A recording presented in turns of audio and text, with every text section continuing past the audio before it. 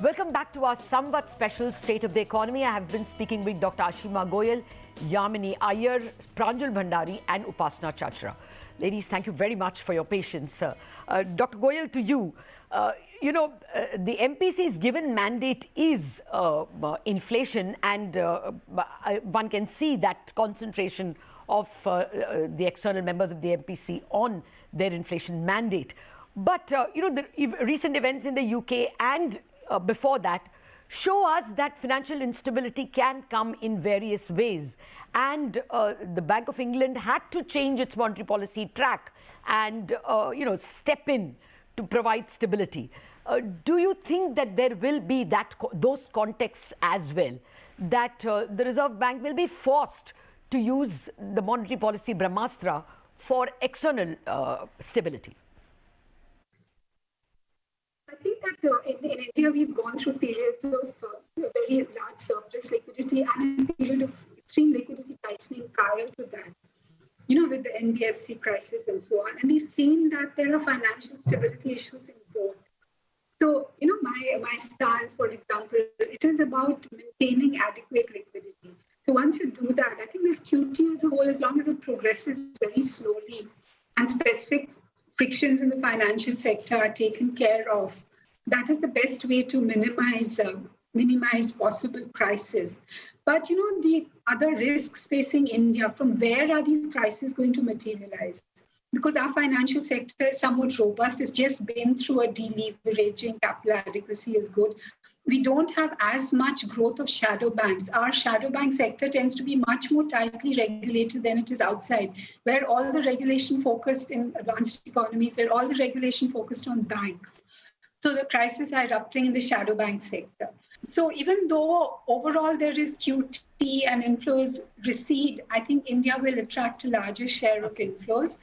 Yeah, so those risks are somewhat moderate. And India, being a diverse country, we've always followed a sort of middling through policy approach. And I think that is what is required under today's risks. So we start with decreasing demand somewhat, keeping real rates positive, and letting some adjustment come from the exchange rate, some from financing, some from encouraging exports, some from, moderating imports. And then you will do much better. Instead of, I think other countries should take this lesson also. No, I take your point. I take your point. We've handled this very well. But Pranjul, how seriously are you looking at the balance of payments problem?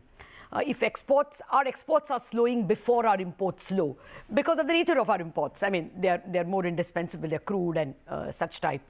Do you think there's going to be, if you were to tell our viewers how the rupee is going to perform in the coming year, give them an idea. That's very stock market important. Right.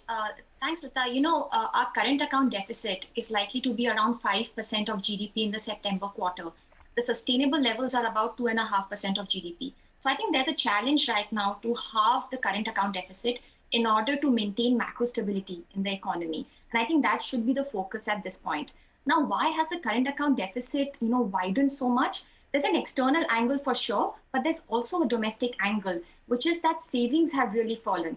The fact that, government saving is high right now, the fact that once the lockdowns ended, households began to start spending and all that money kept in banks has begun to fall. The deposit upon GDP, number has been falling over the last couple of quarters.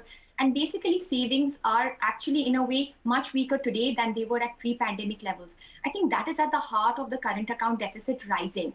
What do? I think a two-pronged strategy of raising rates and letting the rupee depreciate will really help here. When we raise rates, it incentivizes savings. When we depreciate the rupee, it disincentivizes sort of import spending. Yeah, no, Pranjul, I get the overall point, and I'm sorry to hurry you because we have a time limit on the show. But what's your rupee range at all? Do you think it goes to 83 and beyond in the coming Samvat?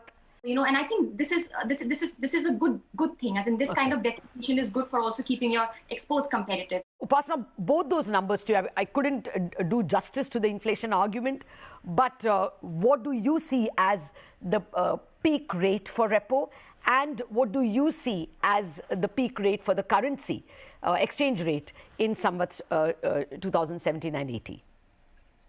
Sure. So our view has been that terminal repo rate peaks at around 6.5%. Bulk of the tightening is behind us. So we expect another 2 rate hikes in December and Feb, and closing the peak rate at 6.5, and thereafter a long pause.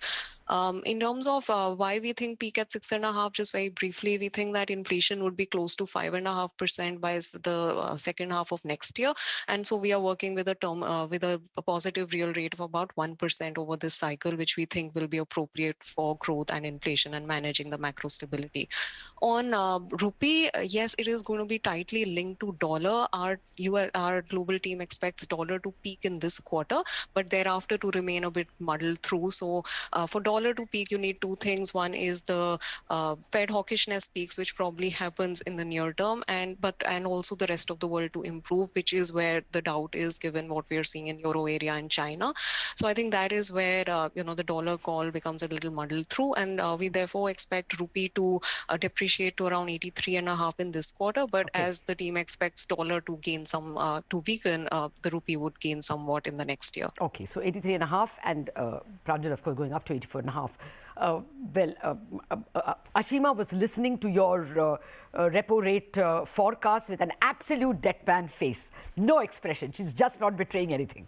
Yamini, actually, I have a big question, and I'm short on time. We are living in a geopolitically charged up atmosphere. Xi Jinping saying that, force on Taiwan is not ruled out. So defense could take a large part of the budget, or a slightly larger part of the budget, you think? That's one question very quickly. And the second question, we are very clearly back into industrial policy 2.0. Everywhere governments, the US government is driving manufacture of semiconductors. We are doing a PLI. Indonesia is doing something like a PLI. So, just some broad parameters on what the government should keep in mind as we get into industrial policy mode. How should they encourage this PLI a good idea? Well, sorry. Big questions, short timing. Yeah. So let me say very quickly, I think there's no question that defense spending is going to put new pressures on how we balance our books. And this has been an ongoing challenge with the OROP, the whole issue of defense pensions, and we saw some tensions and contestations when the Agnipath scheme was announced.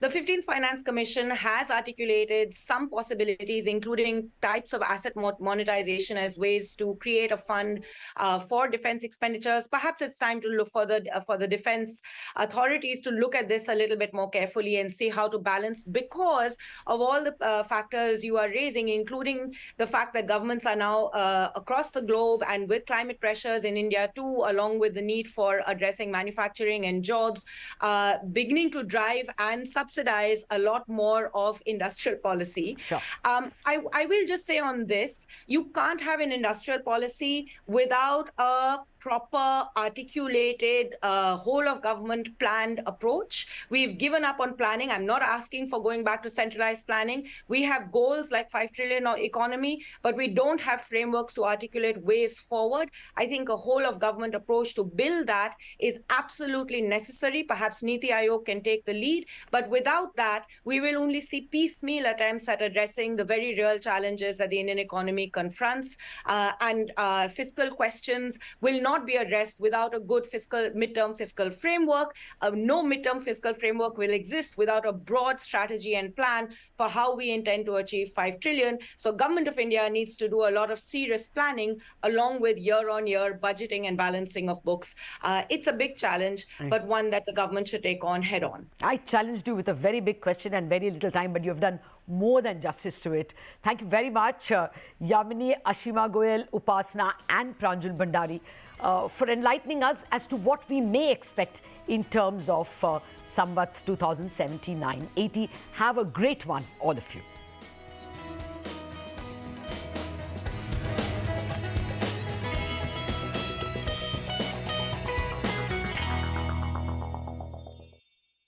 Powered by